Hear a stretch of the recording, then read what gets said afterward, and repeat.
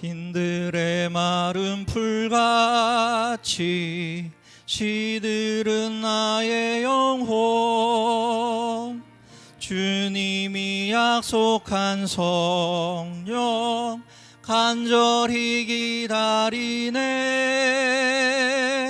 가물어 메마른 땅에 단비를 내리시듯 성령의 단비를 부어 새 생명 주옵소서. 반가운 빗소리 들려 산천이 춤을 추네. 봄비로 내리는 성령 내게도 주옵소서. 가물어 메마른 땅에 단비를 내리시듯 성령의 단비를 부어 새 생명 주옵소서. 절 따라 우로를 내려 초목이 무성하니 갈급한 내 심령 위에 성령을 부소서. 가물어 메마른 땅에 단비를 내리시듯 성령의 단비를 부어 새 생명 주옵소서.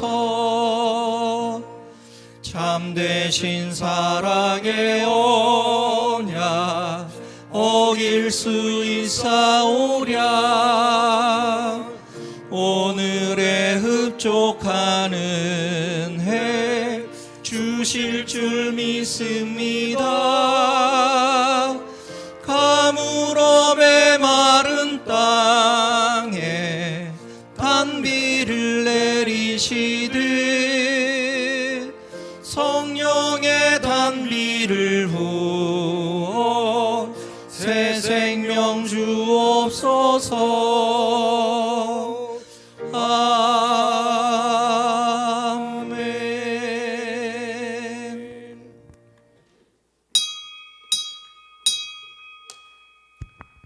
사랑하는 성도 여러분, 오늘은 10월 두 번째 주일입니다. 하나님의 은혜 가운데 여러분들이 건강한 몸으로 주 앞에 나오게 됨을 감사하게 생각합니다. 우리 모두 기쁨으로 하나님께 예배드리겠습니다. 이제 다 같이 일어나서 찬송가 93장을 부르시겠습니다.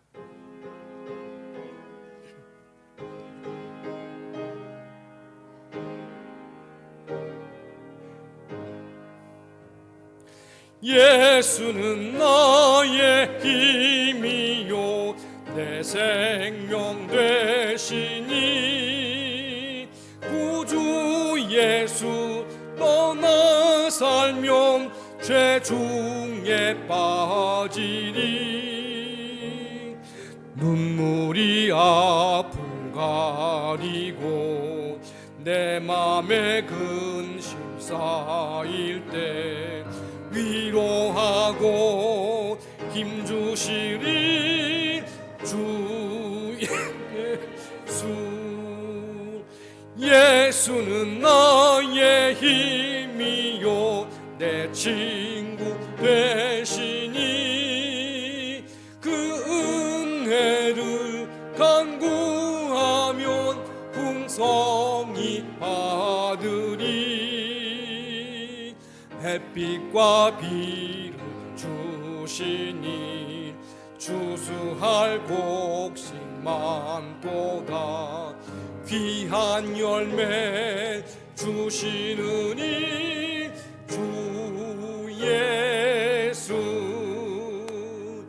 예수는 나의 힘이요 내 기쁨 되시니 그 명령을 준행하여 늘 충성하겠네. 주야로 보호하 하시며 바른 길 가게 하시니 의지하고 따라가리 주 예수.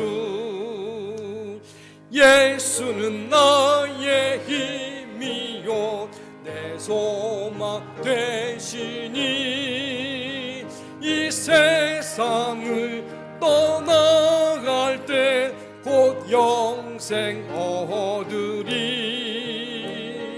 한없는 복을 주시고 영원한 기쁨 주시니 나의 생명 나의 기쁨 주 예수.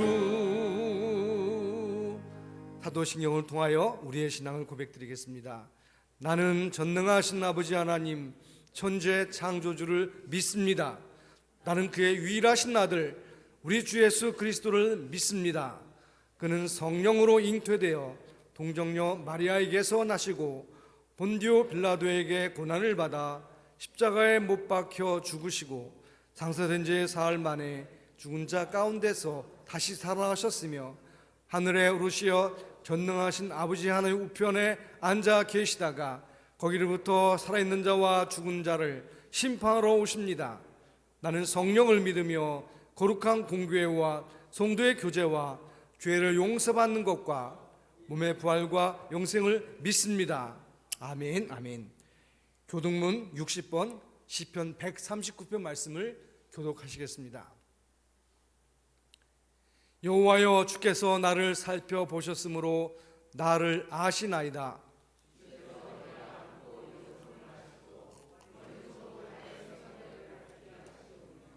나의 모든 길과 내가 눕는 것을 살펴보셨으므로 나의 모든 행위를 익히 아시오니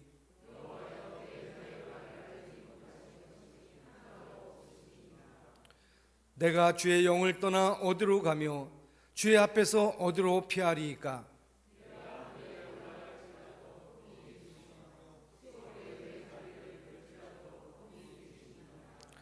내가 새벽 날개를 치며 바다 끝에 가서 거주할지라도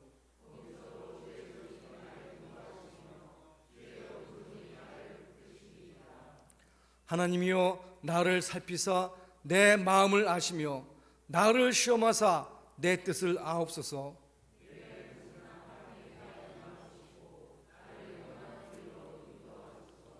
아멘. 아멘. 자리에 앉으시겠습니다. 찬송가 413장을 부르십니다.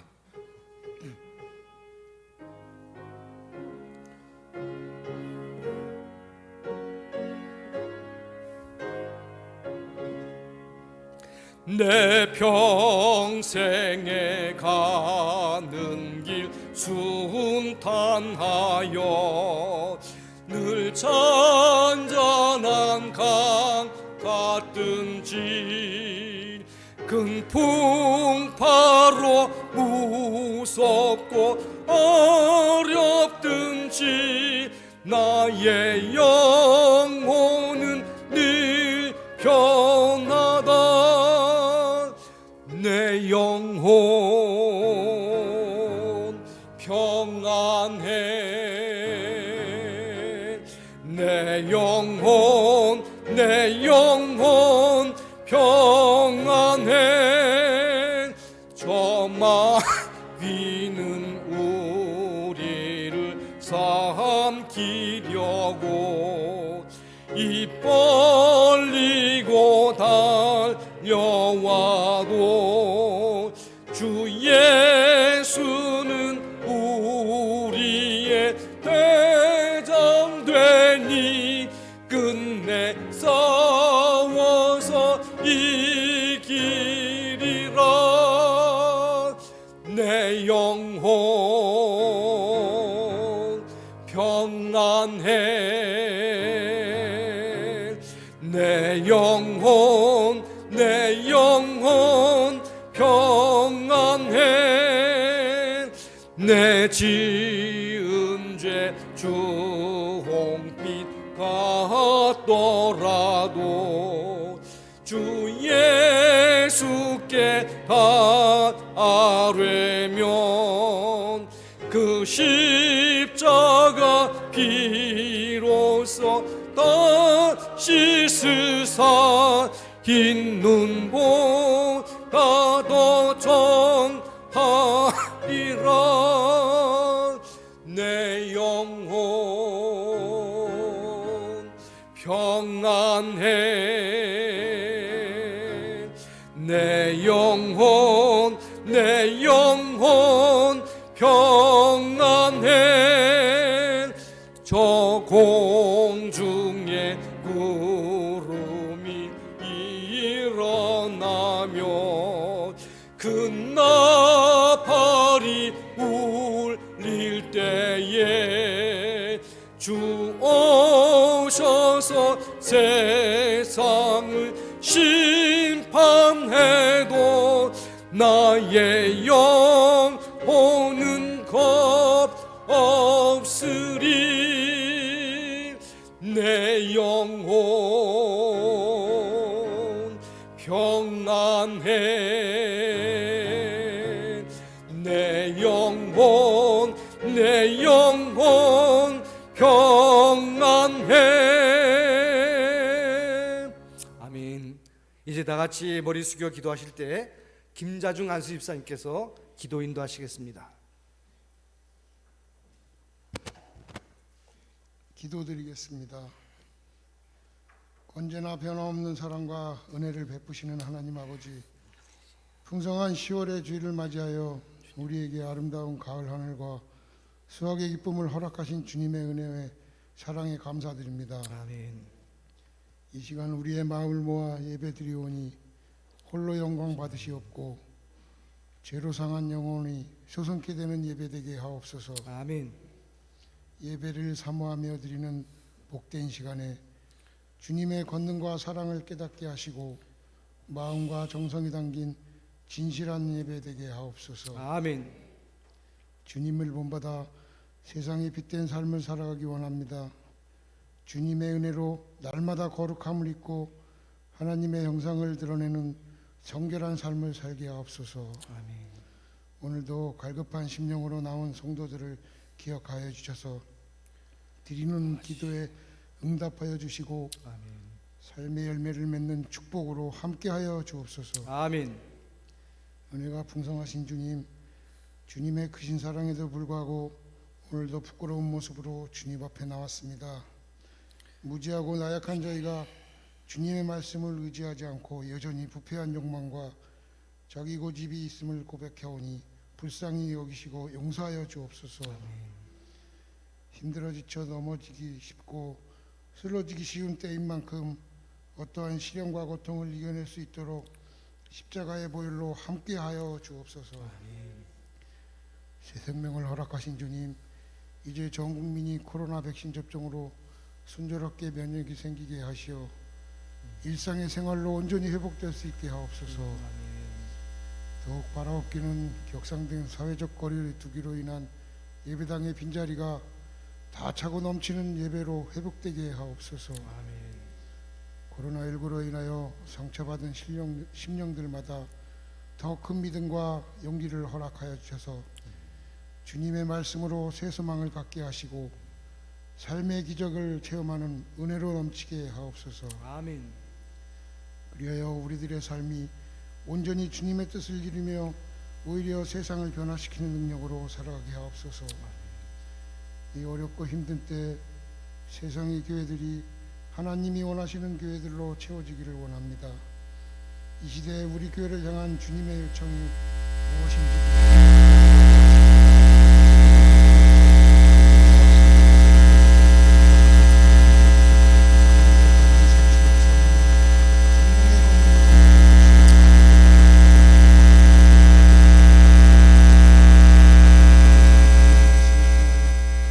우리의 심령에 오직 예수님만 남게 하시고 주님의 은혜를 사모하는 저희 모두가 주님의 임재하심을 체험하는 놀라운 시간 되게 하옵소서. 항상 기쁜 마음으로 찬양을 준비한 글로리아 성가대의 찬양을 받으시옵고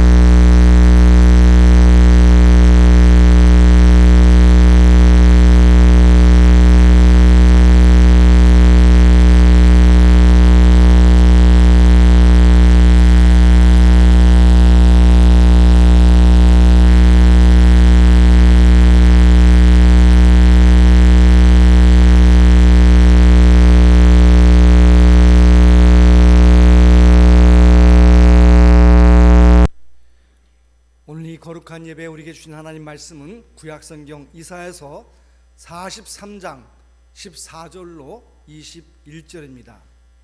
이사야 43장 14절부터 21절 말씀은 구약성경 1020쪽에 있습니다. 제가 이 말씀을 받들어 읽겠습니다. 너희의 구속자요 이스라엘의 거룩하니 여호와가 말하노라.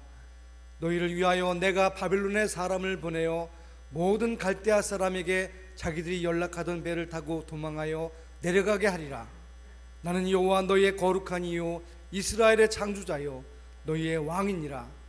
나 여호와가 이같이 말하노라. 바다 가운데 길을 큰 물 가운데 지름길을 내고 병거와 말과 군대 용사를 이끌어 내어 그들이 일시에 엎드려져 일어나지 못하고 소멸하기를 꺼져가는 등불 같게 하였느니라. 너희는 이전 일을 기억하지 말며 옛날 일을 생각하지 말라. 보라, 내가 새 일을 행하리니 이제 나타낼 것이라. 너희가 그것을 알지 못하겠느냐. 반드시 내가 광야에서 길을 사막에 강을 내리니 장차 들짐승 곧 승냥이와 타조도 나를 존경할 것은 내가 광야의 물을 사막에 강들을 내어 내 백성 내가 택한 자에게 마시게 할 것임이라. 이 백성은 내가 나를 위하여 지었나니 나를 찬송하게 하려 함이니라. 아멘. 글로리아 성가대 찬양 읽겠습니다.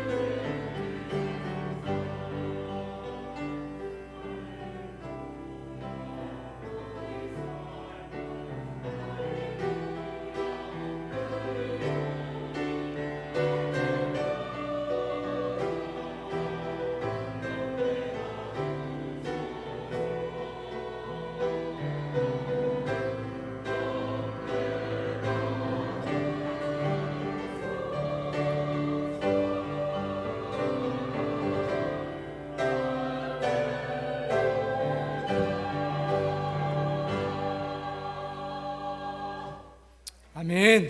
할렐루야. 할렐루야. 귀한 찬양 감사합니다.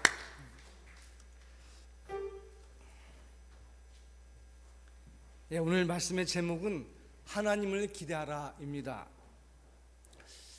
지금 코로나19로 말미암아서 여러 가지 어려운 상황이지만 매일매일 새벽 예배를 지금 드리고 있어요. 이제 매우 적은 분이 나오시기 때문에 뭐 거리두기는 뭐 크게 어려움이 없고 많은 어려움이 없어서 이제 예배를 계속 진행합니다만은 요즘 새벽 예배에 계속해서 지금 시편 말씀을 읽고 있어요. 벌써 이제 100편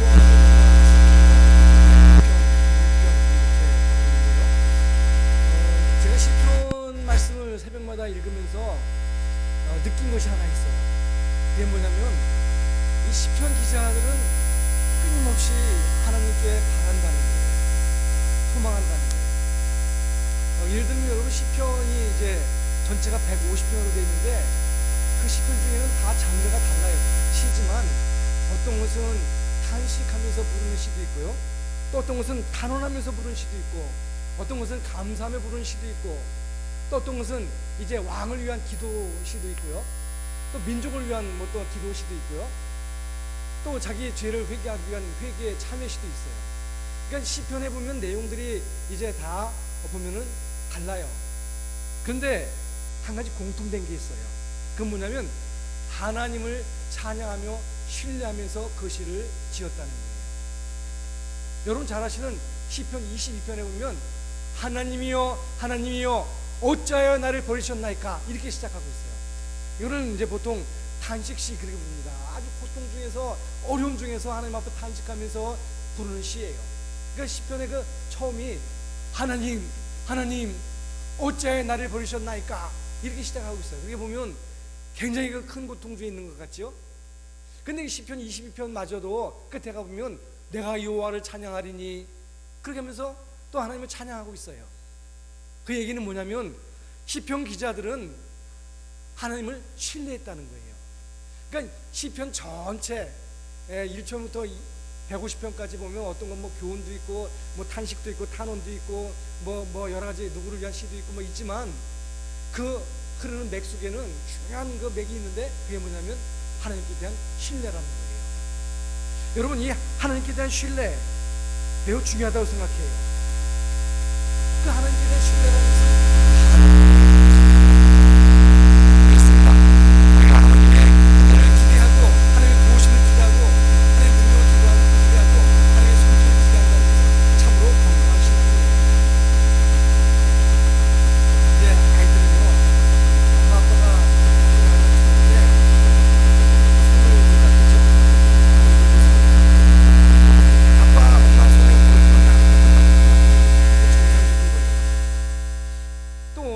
생일날이면 엄마 아빠가 뭘 사줄까, 또 크리스마스면은 어떤 선물을 받게 될까 기대하는 게 사실이에요. 이게 다 엄마 아빠에 대한 기대예요.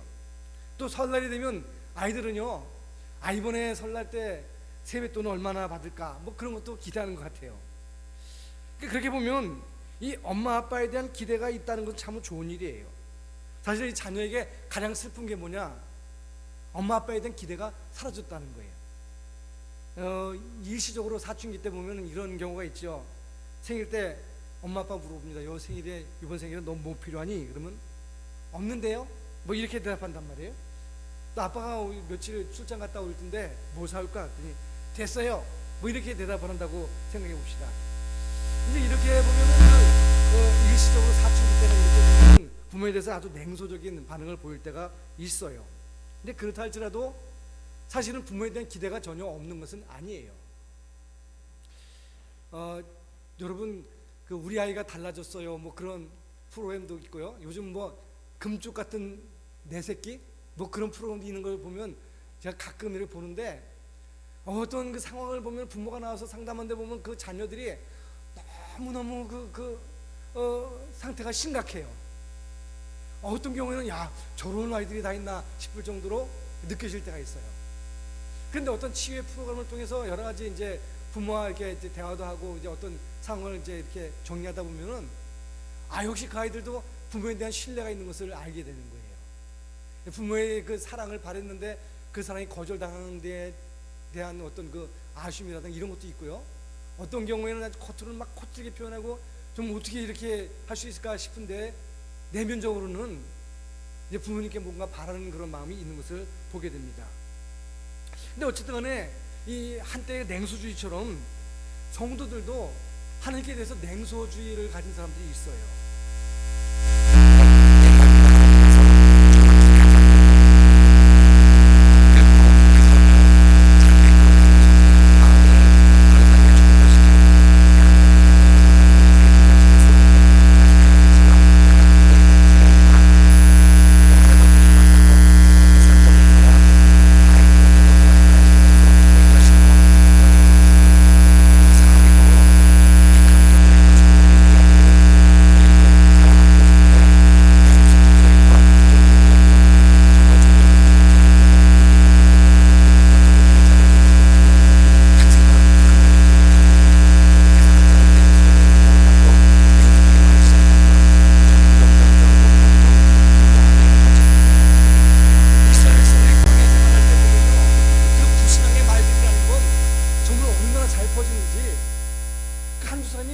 불신앙을 말 가지고 불평하기 시작하면요, 그 이스라엘 공동체 전체가 막 그냥 어떤 폭풍에 휩싸여가지고 막 울며 떠들면서 우리는 망했다, 우리는 죽었다, 차라리 애굽에서 죽는 게 낫지, 뭐 이렇게 얘기하는 거예요. 분명히 하나님이 기적을 지금까지 맛보았고 이제 홍해도 건넜고 만나 메추라기도 먹고 있으면서도 어떤 문제가 생기면 그냥 아주 뭐 냉소적이고 불신앙적인 말들이 많이 나오는데 이게 쉽게 퍼진단 말이에요. 쉽게 퍼져요. 이사야서를 보면 이사야서도 마찬가지예요. 이사야서는 전체 66장으로 되어 있는데요, 재미있게도 우리 성경이 구약 신약 합치면 66권이잖아요. 그거 똑같아요. 근데 또 비슷하게도 1장부터 39장까지는 뭐냐면 멸망에 대한 예언이에요. 이스라엘 백성들이 하나님을 이제 배신하고 우상을 숭배하고 그러다 보니까 하나님이 그들을 멸망시키겠다, 그런 이 예언들로 가득 차 있어요. 마치 구약의 1권부터 39권이 구약 39권이 그렇듯이 이제 있듯이 이렇게 1장부터 39장까지는 겨우 보면 멸망 예언이에요. 그리고 이제 40장부터 66장까지 마치 그 신약의 이제 27권이 이제 예수님 오신 이후에 기록된 있듯이 이사야서도 두 번째 부분이 있는데 그게 뭐예요? 40장부터 66장까지 그게 39장이죠. 27장이죠. 그동안은 뭐냐? 희망과 또 회복의 예언이에요. 그러니까 전반부에는 멸망과 고통과 또 회개에 대한 촉구를 하면 후반부는 회복과 기대와 하나님을 찬양하는 내용으로 가득 차 있다는 것입니다. 그런데 여러분, 이사야서 40장 이후에 보면은 하나님께서 이스라엘 백성들을 멸망 가운데 구원하실 때 구원하는 도구가 있어요. 그 방법이 있어요. 그게 뭐냐면 남은 자예요. 남은 자. 그래서 이사야서에 보면 남은 자라는 말이 많이 나왔어요. 남은 자. 이 남은 자라는 말은요, 마치 이런 거예요. 이 숲에 있는 나무가 잔뜩 있는데 그 나무를 다 베냈어요. 다 잘라냈어요. 그런데 그 나무를 잘라냈더라도 그 그루터기는 남아있다는 거예요. 그루터기가 남아있으면 그 놔두면 나중에 보면 그루터기에서 다시 새싹이 나고 새순이 돋고 하면서 점점 나무가 커서 또 숲을 이루게 돼 있어요. 그와 마찬가지예요. 하나님이 남은 자를 통해서 하나님이 새로운 역사를 이루신다는 거예요. 그러니까 이스라엘 철저히 멸망하지만 하나님께서 그 남은 자, 그루터기 같은 남은 자들을 통해서 새로운 역사를 이루신다는 거예요. 이 회복의 메시지는 이스라엘 백성들에게 큰 희망을 주었어요.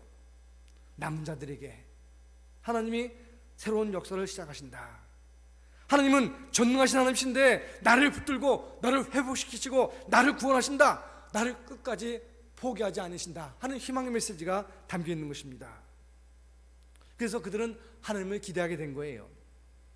오늘 이 이사야 43장 말씀은 이스라엘 남은 자들에게 하신 말씀이에요. 뭐예요? 지난 일을 기억하지 말아라. 이제 내가 새 일을 행할 것이다. 그렇게 말씀하고 있어요. 우선 너희는 지난 일을 기억하지 말라 하는 부분을 생각해 보겠습니다. 18절을 보니까 이렇게 시작합니다. 너희는 이전 일을 기억하지 말며 옛날 일을 생각하지 말아라. 기억하지 말고 생각하지 말아라, 그래 말하고 있어요. 이 말은 과거의 모든 일을 다 잊어버리라 그런 얘기가 아니라 과거에 매여 살지 말아라 그런 얘기예요. 과거에 일어난 일들 때문에 거기에 묶여서 살지 말라는 것입니다. 그러니까 과거에 매였던 줄을 풀어야 오늘과 내일을 기대할 수 있다는 거예요. 과거 당시 이스라엘 백성들은요, 이 과거에 엄청 묶여 있었어요. 과거 상황이 별로 안 좋았어요. 이스라엘 역사를 전체 살펴보면 이스라엘 역사의 가장 황금기는 다윗과 솔로몬 시대예요. 우리는 보통 그것을 다솔 시대 이렇게 줄여서 부르기도 하는데요. 마치 우리나라의 무슨 영조, 정조 시대, 영정 시대 이렇게 뭐 문화가 꽃피웠다 그러듯이 그런 식으로 이제 다솔 시대, 다윗과 솔로몬 시대에 하나님의 그 이스라엘 백성에게 많은 복을 주셨어요. 나라도 확장되고 전쟁에 승리하고 또 이스라엘의 새로운 수도도 건립하고 뭐 이런 일들이 많이 있었어요. 그런데 이 솔몬 후반기에 들어가면서 나라가 기우기 시작하더니 점점 내리막길을 걸어가는 거예요. 이사야 시대에는 이제 북쪽에 있는 이스라엘이라고 하는 나라가 아수르에서 멸망당했어요. 그리고 이제 성경에 보면 아스, 히스기야 이런 왕 시대에 보면요, 남쪽 유다도요 아수르가 엄청 압박하는 거예요. 근데 그 아수르가 괴롭히는 건 문제가 되는 게 아니라 장차 바벨론이 일어나서 이스라엘을 멸망시킨다는 거예요.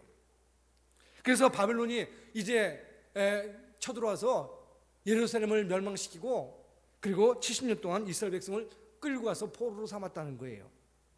여러분 생각해 보십시오. 정말 엄청난 일 아닙니까? 그들은 예루살렘 성전을 지을 때 다윗 솔로몬 시대에 예루살렘 성전을 지으면서 환호했어요. 하나님께 감사했어요. 하나님이 함께 하시는 그 성전이었는데 그 성전이 여지없이 무너져버리고 거기 있던 금으로 만든 모든 물품을 다 뺏겼어요. 엄청 충격이에요. 이거는 그 요새와 같은 예루살렘 성이 무너지고 성전이 파괴됐다는 것은 큰 트라우마예요. 그 더군다나 백성들이 바빌론의 포로로 끌려갔어요. 이스라엘 백성이 있어서 그 역사에 있어 치욕적인 사건이 두 가지잖아요. 하나는 애굽에 400년 동안 종살이한 거, 노예살이한 거. 두 번째는 바빌론의 포로 생활한 거. 그게 엄청난 스트레스, 치욕, 콤플렉스, 트라우마 이렇게 말할 수 있을 거예요. 우리나라도 역사적으로 보면 뭐 여러 가지 있겠지만 1910년부터 1945년까지 36년 동안 일제 식민지 36년을 겪었다는 거 큰 트라우마죠. 여러분 조선이 일본에 강제 병합됐던 날, 그날을 우리가 뭐라 그래요? 경술국치일 그렇게 부릅니다. 국치, 나라의 아주 치욕스러운 날이라는 거예요. 그러니까 내 나라의 굴욕과 치욕, 나라를 잃어버리는 주권을 빼앗긴 그날이 정말로 국치일이에요. 그날 36년 이후에 36년 지난 후에 1945년에 해방되지 않았습니까? 이스라엘 백성들에게 있어 예루살렘 멸망은 정말 큰 수치예요. 아마 우리나라의 경술국치보다 더 치욕적인 일일 거예요. 왜냐하면 우리는 그래도 여기 살면서 식민 상태를 겪었지만 이스라엘 백성들은요 그냥 웬만한 쓸만한 사람들은 다 바벨론 포로로 끌려갔어요. 그런데 하나님이 여기 말씀하시는 게 뭐예요? 너의 과거 잊지 말아라. 이전 일을 기억하지 말아라. 옛날 일을 생각하지 말아라는 거예요. 그러니까 다시 말하면 과거에 얽매여 있거나 과거에 묶여 살지 말라는 것입니다. 물론 여러분 우리에게 보면요, 우리 인간적으로 개인적으로 볼 때에도 과거의 일들을 돌아보면서 거기서 주저앉는 일이 얼마나 많습니까? 아프고 쓰라린 기억들, 그때 그 일만 없었더라면 내가 지금 어떻게 됐을까? 또 이제 내가 이제 과거에 내가 이런 일 때문에 내가 정말 망했어, 뭐 이렇게 생각하는 것들. 여러분 우리가 인생을 살면서 보면은 인간에게 있어서 그 과거의 그 일이라는 게 좋은 일만 있는 게 아니에요. 어떤 경우는 정말 쓰라리고 어려운 일이 있어요. 심리학자들은 그렇게 말합니다. 과거에 우리가 이제 이게 성장기에 있었던 그 비교, 무시, 소외, 좌절 이 네 가지 경험이 우리를 붙잡고 있다는 거예요. 그러니까 사람들이 누군가 나를 자꾸 비교하는 거예요. 또 이제 뭐예요? 무시당하는 거예요. 또 나를 사람들이 이제 무가치한 존재로 비하시키는 거예요. 그리고 소외되고 좌절되는 거예요. 야, 넌 형편없는 존재야. 넌 쟤보다 못해. 내가 뭘 하겠다 그래. 뭐 쓸데없는 짓이라도 생각하지 마라. 여러분, 이런 말들을 우리를 괴롭히는 말들이에요. 근데 이것들은요, 되게 보면요, 다 나의 과거를 붙잡고 있는 말들이에요. 그러니까 스스로도 내 인생에 가치 없어. 내가 뭘 한다고. 나는 아무것도 아니야. 이렇게 생각한다는 거예요. 이스라엘 백성들은 뭐가 괴롭혔어요? 원래 그들이 애굽의 노예살이 했던 것, 400년 동안, 또 바빌론 포로 생활했던 것, 이것이 그들의 컴플렉스예요. 그런데 여러분, 이런 그 이스라엘 백성들에게 또는 우리에게 하신 말씀이 뭐예요? 네가 지난 일을 기억하지 말고 거기에 묶여있지 말라는 거예요. 여러분, 물론 여기서 오해하면 안 되는 게, 우리 역사를 기억하고 그 과거를 돌이켜보고 이제 뭘 인생을 복귀해보고 그렇게 생각하는 건 참 중요한 일이에요. 그거 하지 말라는 게 아니에요. 문제는 뭐냐? 거기에 붙잡혀가지고 얽매여서 인생을 스스로 비하시키고 아무 기대감이 없는 채 과거의 동화줄에 매여 있는 일을 그치라는 거예요. 그만두라는 거예요. 그러니까 과거에 묶여 살지 말라는 것입니다. 그 이유가 뭐예요? 14절에 보면 나는 너희의 구속자요 이스라엘 거룩한 자요 또 여호와다, 그렇게 말씀하고 있어요. 여러분, 구속자라는 게 뭐예요? 구속이라는 게 뭐예요? 속량이라고도 번역되는 말인데, 이건 뭐예요? 노예들의 값을 지불하고 그들을 사서 자유인으로 풀어주는 거예요. 그러니까 우리가 영적으로 말하면 죄인인데 죄의 노예가 되었어요. 마귀의 노예가 되었어요. 그런데 예수님이 십자가를 통해서 우리의 죄를 사하시고 우리를 풀어주셨어요. 죄값을 지불하시고 우리를 사해 주셨어요. 그러니까 우리는 이제 죄인이 아니라는 거예요. 이게 예수님의 십자가로 우리가 대속받았다, 구원받았다는 의미예요. 그러니까 여기 구약에도 보면 하나님 뭐라 그랬어요? 내가 너희를 구원했다, 내가 너를 건져냈다는 거예요. 그리고 나는 이스라엘의 거룩한 자고 그리고 너희 하나님이라는 거예요. 그래서 성경에 보면 너는 내 것이다 이렇게 말씀하죠. 내가 불 가운데 지날지라도 불이 너를 타게 하지 못할 것이고, 내가 물 가운데 지날지라도 물이 너를 침몰하지 못하게 할 것은 내가 너를 구원했기 때문이다. 너는 내 것이다. 그렇게 말하고 있는 거예요.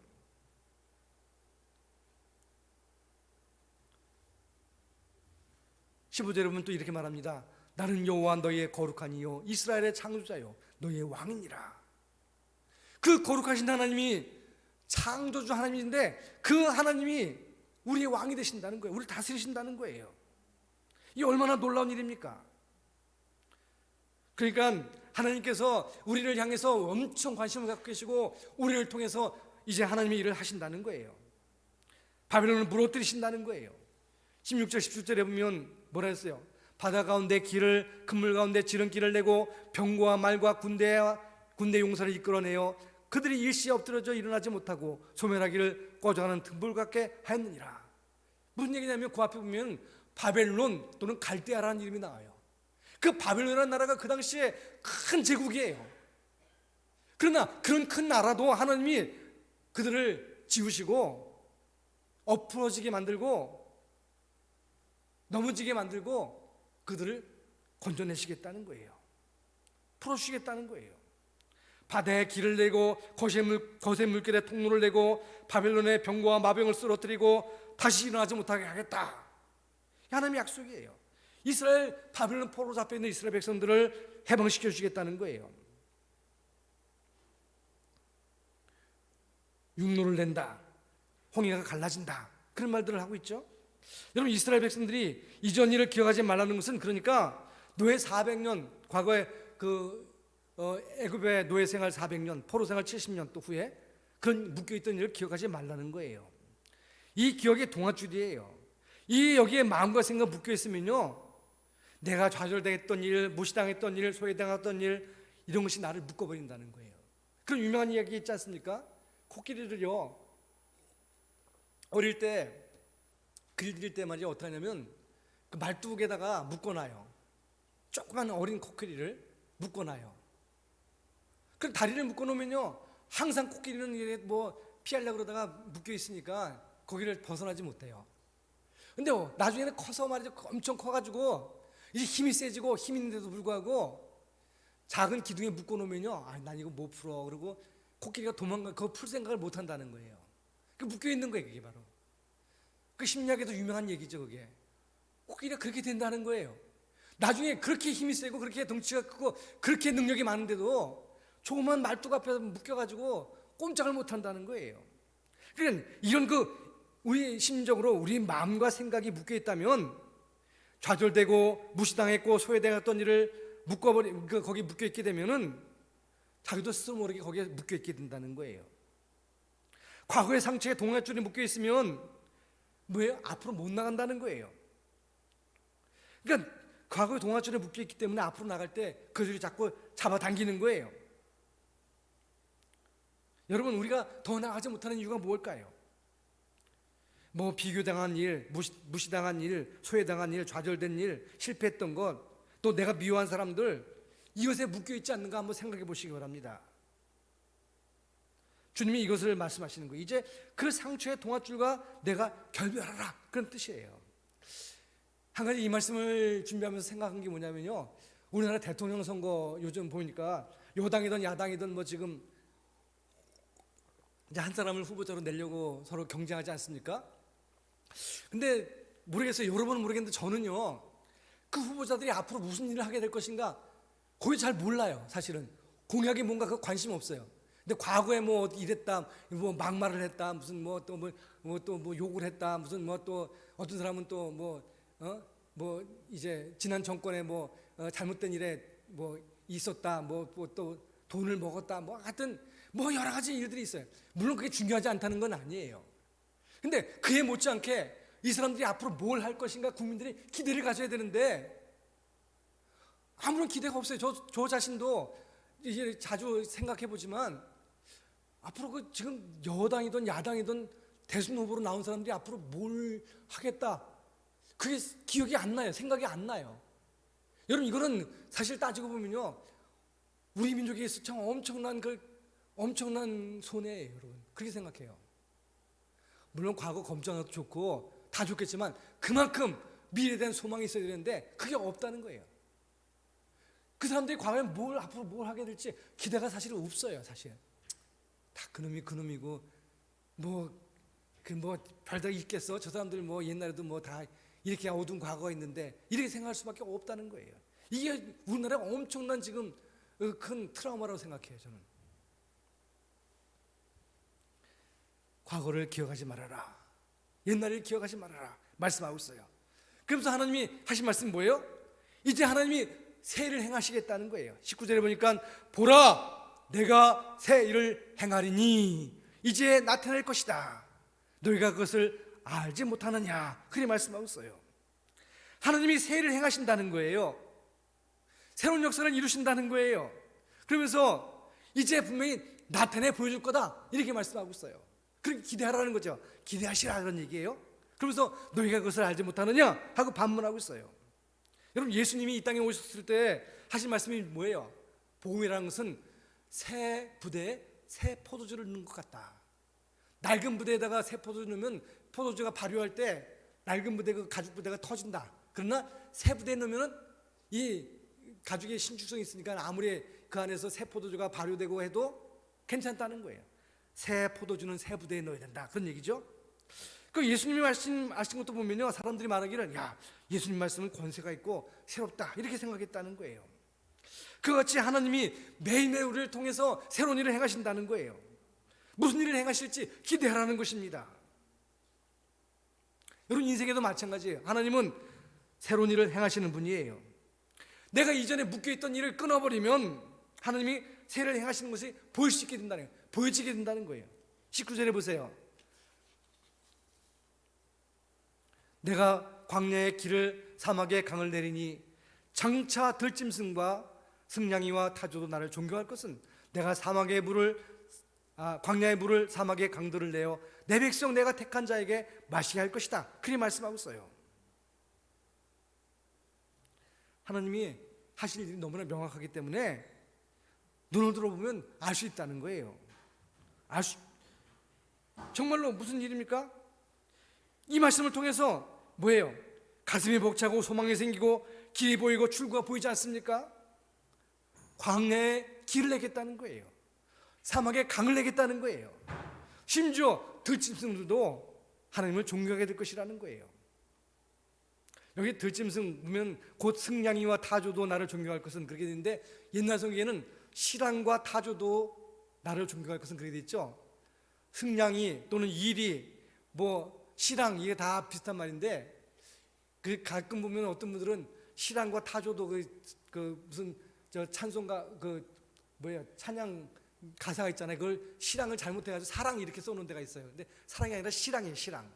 승냥이, 뭐 이리, 또 영어 성경에는 코요테, 여러분 잘 아시는 코요테라는 짐승 있잖아요. 그런 짐승들을 말하는 거예요.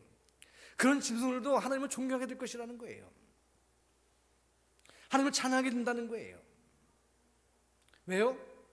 왜 하나님이 광야에 길을 내십니까? 사막에 왜 강을 만드십니까? 그 하나님의 백성들을 인도하시기 때문에 그렇게 인도하시려고 그렇게 한다는 거예요. 여러분, 이스라엘 백성들을 하나님이 인도하실 때, 과거에 인도하실 때 어떻게 했어요? 물이 없으면 목마르니까 물을 공급해 주셨어요. 또 강을 내셨어요. 여러분, 하나님이 어떻게 우리를 인도하시는지 우리가 분명히 알 수 있습니다. 광야랄지라도 길을 내시는 분이에요. 사막 같은 인생이라 할지라도 거기에 강물을 내셔서 마시게 하는 분이에요. 공급하시는 분이에요. 출애굽 사건 때 하나님이 홍해 길을 열으시고 광야 가운데 인도하시고 그들을 붙드신 것은 과거의 일만이 아니라 오늘 우리에게 일어날 수 있는 일이라는 거예요. 하나님은 지금도 새 일을 행하고 계시다는 거예요. 왜요? 먹을 것 없고 마실 물 없고 그러면 내 힘으로 살 수 없기 때문에, 광야 생활에서는 그거 할 수 없으니까 하나님이 그렇게 해주신다는 거예요. 그러니까 하나님이 엄청난 계획을 갖고 계시다는 거예요. 여러분, 이스라엘 백성들이 겪은 트라우마가 있다는 것은 어디서 알 수 있냐면요, 그 노예 생활에 대한 어떤 그 노예 근성, 그게 있어요. 그 뭐냐면 이스라엘 백성들이 광야에 보면요, 금방 먹을 게 없으면 막 먹을 게 없다고 말이죠. 그냥 막 모세를 원망하고 심지어 뭐 모세를 죽이고 돌아가자, 그러고 왜 우리를 인도해내가지고 우리 여기서 고생하게 만드느냐 그러죠. 뭐 물이 없으면 또 물이 없다고 또 그러죠. 우리는 다 여기서 죽게 됐다 그러죠. 또 나중에는 뭐 어떻게 해요? 가나안 땅을 보고 왔는데, 가나안 땅이 좋은 땅인 건 맞는데 거기 사는 사람들이 너무 키가 크고 몸집이 크니까 우리는 그 앞에 뭐예요? 메뚜기 같다. 그러니까 또 그 말 듣고 또 우리는 괜히 이제 오늘 죽었다, 우리 망했다, 우리는 끝났다, 뭐 이렇게 얘기하고 말이죠. 울면서 막 그랬어요. 그게 뭐예요? 다 노예 근성이에요. 노예 근성. 우리가 차라리 옛날에 그 애굽에서 종살이 했지만 그래도 거기서 생명은 부지하고 살았고, 그 고깃가마 옆에서 고기 냄새, 고기 삶는 냄새라도 맡았는데 우리는 고기도 못 먹고 죽는다, 이렇게 얘기하고 있어요. 이게 바로 노예 근성이에요. 그게 트라우마예요. 하나님께 대한 기대가 사라진 거예요. 마찬가지로 바벨론 포로 70년 동안 살다 보니까 노예 정신으로 꽉 차버렸어요. 기대가 없어요. 하나님께 대한 기대감이 사라지면 인생이 망하는 거 아니겠습니까? 그러니까 하나님이 하신 말씀이 뭐예요? 내가 세를 행할 테니까 너희들이 분명히 보게 될 것이라는 거예요. 성경을 보면요, 어두운 시대가 있어요. 사사기서에 보면 그 어두운 시대가 있어요. 그때도 보면 하나님이 온니엘이라든가 예후라든가 뭐 에후시라든가 드보라라든가 뭐 이런 사람들을 이제 타락한 시대, 캄캄한 시대에서 살게 하셔서 타오르는 횃불처럼 그를 쓰신 것을 보게 돼요. 하나님이 그들에게 그냥 두지 않으셨어요. 지금도 하나님은 그런 마음을 가진 사람을 찾으시는 거예요. 하나님을 기대하는 사람, 하나님이 나와 함께 하심을 기대하고 하나님이 행하실 새 일을 기대하는 사람. 여러분 잘 아시는 리빙스톤이라는 유명한 탐험가가 있죠. 이 옥스퍼드 출신인데요, 이 리빙스톤은 영국의 탐험가예요. 그러니까 우리 사회에는 탐험가 이렇게 알려져 있지만 사실은 선교사예요. 선교사. 얼마 전에 어디 보니까 빅토리아 폭포를 발견해서 리빙스톤이다 그런 얘기를, 아프리카 빅토리아 폭포, 그래서 그 당시 여왕 이름을 따서 빅토리아를 지었다 이런 얘기를 하더라고요. 근데 그게 보면 탐험가라 알려져 있는데 선교사예요. 선교사. 근데 그 리빙스톤이 한 말 중에 유명한 말이 있어요. 하나님께로부터 위대한 일을 기대하라는 거예요.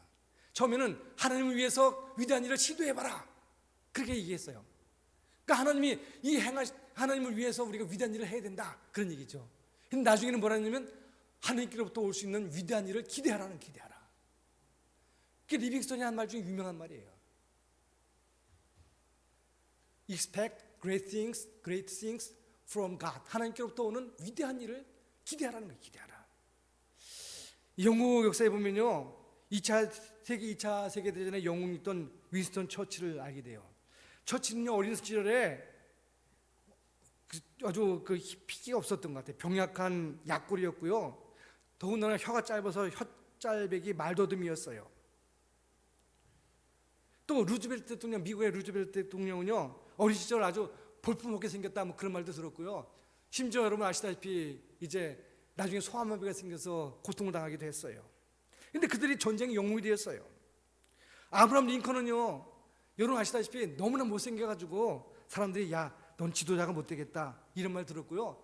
실제로 그가 여러 번 선거에서 떨어졌어요. 뭐 주위의 선거에서 떨어지고 많이 낙선됐어요. 그건 대통령이 됐어요. 한 번은 그런 일이 있어요. 어느 그 야당의 어떤 사람이 아브라함 링컨을 비난했어요. 저 링컨은 두 얼굴을 가진 사람이다 그렇게 얘기했어요. 그때 링컨이 뭐라 했는지 아세요? 여러분, 제가 두 얼굴이 있으면 이런 얼굴 들고 다니겠습니까? 이 얘기했다는 아주 유명한 얘기가 있죠. 그만큼 못생긴 사람이에요. 그런데 못생기기 때문에 사람들이 그 수염을 한번 길러보는 게 어떻겠냐, 어떤 사람이 건의해서 수염을 길렀다는 일화가 있잖아요. 근데 어쨌든 간에 그런 어떤 심리적인, 경제적인, 신적인 장애물이 있었다는 거예요. 그럼 여러분, 그런 것 때문에 하나님이 내 인생의 새해를 만들 수 없습니까? 그렇지 않다는 거예요. 하나님은 광야에도 길을 내시고요, 사막에도 강을 내시는 분이에요. 하나님은 능력의 하나님이에요. 우리를 사랑하시는 분이에요. 여러분, 우리가 지금 광야길을 걷고 있다고 할지라도 거기 길도 없어요. 선인장, 전갈, 독사 그것만 우글거리고 물도 없어요. 영어로 보면 웨이스트랜드 아닙니까? 버려진 땅 아닙니까? 그러나 하나님이 세일을 행하시면 그 사막에 길이 생기고요, 거기 강물이 흐르게 된다는 거예요. 내 힘으로는 광야의 길을 못 만들어요. 내 힘으로는 그 광야의 사막의 강을 못 만들어요. 그런데 하나님이 그렇게 하시겠다는 거예요. 여러분, 그러니까 하나님을 더욱더 신뢰하시기 바랍니다. 하나님을 더욱더 의지하시기 바랍니다. 하나님께 기대하시기 바랍니다. 하나님이 우리에게 이제 하신 일을 보면 반드시 길이 열리게 될 줄 믿습니다. 여러분이 이 말씀에 믿음으로 반응하시면 하나님이 인생을 바꾸실 거예요. 냉소주의자로 살면요, 언제든지 냉소주의에 빠질 수밖에 없어요. 여러분, 이제 하나님께 기대하시기 바랍니다. 하나님께서 여러분의 가슴을 뜨겁게 하실 것입니다. 새해를 행하실 것입니다. 다시 눈을 들어 하나님의 일을 기대해 보시기 바랍니다. 과거의 동아줄을 끊어버리고 하나님이 주신 일들을 기대하면서 새로운 생명의 능력을 얻는 여러분 되시길 바랍니다. 그렇게 하나님이 하신 일 중에 그 모든 일들의 결론이 뭐예요?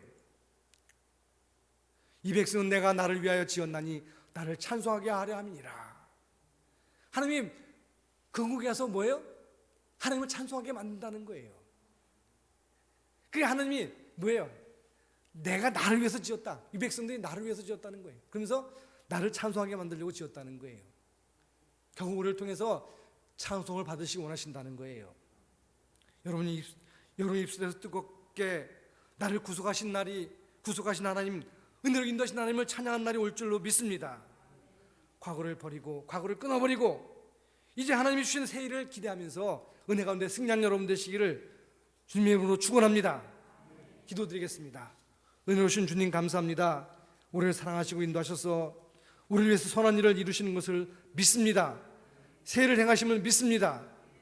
우리가 이제 이전 일에 과거의 어떤 트라우마나 이런 것들 끊어버리고 주께서 우리를 위해서 행하실 일들을 기대하며 믿음으로 반응하고 승리할 수 있도록 역사해 주옵소서. 예수님의 이름으로 감사하며 기도드리옵나이다. 아멘. 찬송가 242장을 부르시면서 하나님께 헌금을 드리겠습니다.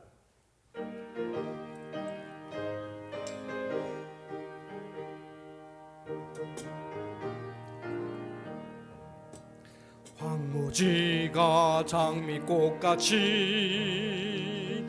피는 것을 볼 때에 구속함의 노래 부르며 거룩한 길 다니리 거기 거룩한 그 길에 검은 구름 없으니 낮과 같이 맑고 밝은 거룩한 길 다니리. 하나님의 아름다움과 그의 영광 볼 때에 모든 괴로움 잊어버리고 거룩한 길 다니리. 거기 거룩한 그 길에 검은 구름 없으니 낮과 같이 맑고 밝은 거룩한 길 다니리. 마른 땅에 샘물 터지고 사막에 물 흐를 때 기쁨으로 찬송 부르며 거룩한 길 다니리. 거기 거룩한 그 길에 검은 구름 없으니 낮과 같이 맑고 밝은 거룩한 길 다니리. 거기 악한 짐승 없으니 두려울 것 없겠네. 평안함과 즐거움으로 거룩한 길 다니리. 거기 거룩한 그 길에 검은 구름 없으니 낮과 같이 맑고 밝은 거룩한 길 다니리. 거기 죄인 전혀 없으니 거룩한 자뿐이라. 주님 주신 멸류관으로 거룩한 길 다니리. 거기 거룩한 그 길에 검은 구름 없으니 낮과 같이 맑고 밝은 거룩한 길 다니리. 아멘, 아멘. 기도드리겠습니다. 하나님의 은혜와 사랑을 감사드립니다. 주의 선한 역사와 은혜 가운데로 저희를 인도하시고 오늘도 저희들이 주님 앞에 나와 기도하며 예배드리게 하심을 감사드립니다. 이 시간 저희들의 순서를 따라서 귀한 헌금을 드립니다. 11조금, 손경금, 주일헌금, 감사헌금 또 여러 모양 여러 형편을 따라 주 앞에 드리오니 주님 드린 손길마다 복되게 하시고 하나님의 은혜와 능력 가운데 승리하도록 역사해 주옵소서. 하나님을 기대합니다. 하나님께서 행하실 일들을 저희들이 다 바라봅니다. 주의 선한 뜻과 역사하신 가운데 승리하게 될 줄로 믿습니다. 주여, 우리가 믿음으로 주님을 바라보며 승리하도록 우리 발걸음이 지치거나 허망해지지 않도록 은혜를 부어 주옵소서. 주님의 귀한 백성들이 주님 앞에 귀한 예물을 드릴 때마다 감사함이 넘치게 하시고 뜨거운 마음으로 주님을 섬길 수 있도록 역사해 주옵소서. 주께서 함께 하시고 도우심을 믿사옵고 예수님의 이름으로 감사하며 기도드리옵나이다. 아멘.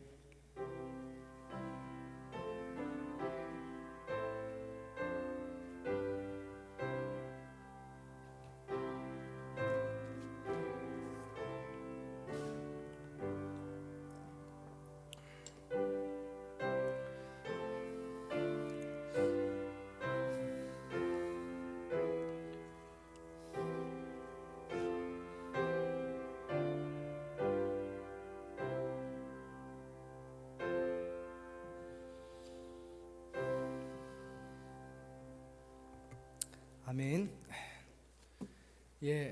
코로나19로 말미암아 여러분들 고생하고 계신데 교회 오실 때에도 방역수칙을 꼭 지켜주시기 바랍니다. 이제 좀 있으면 사회적 거리두기가 해제되고 또 이제 새로운 위드 코로나 시대를 연다고 하는데 그때까지 여러분 조심하시고 또 항상 이제 이 질병이 우리 가운데 오지 않도록 잘 이제 방역 수칙을 지켜주시기 바랍니다. 예배 후에 또 떡을 드리겠습니다. 오늘 이 떡은 저희 장모님 우리 안나 권사님 생신을 맞이해서 우리 교회에서 최고령이세요. 근데 생신을 맞이해서 여러분께 나눠드린 떡입니다. 받아가시기 바랍니다. 혹시 다른 광고 있으십니까? 이제 우리 다 같이 일어나서 송영으로 주기도문송을 부르신 후에 축도로 예배를 마치겠습니다.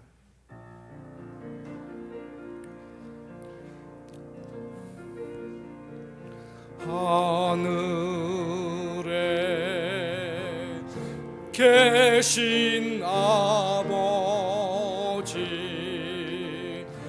이름 거룩하사 주님 나라 임하시고 뜻이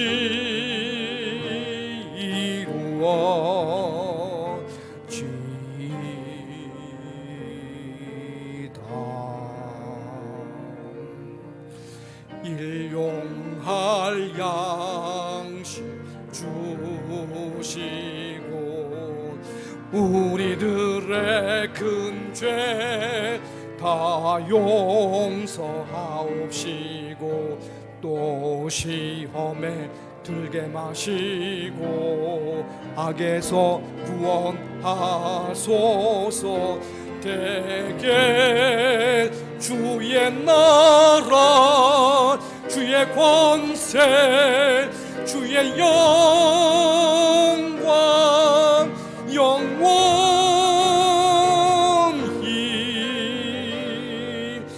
아멘.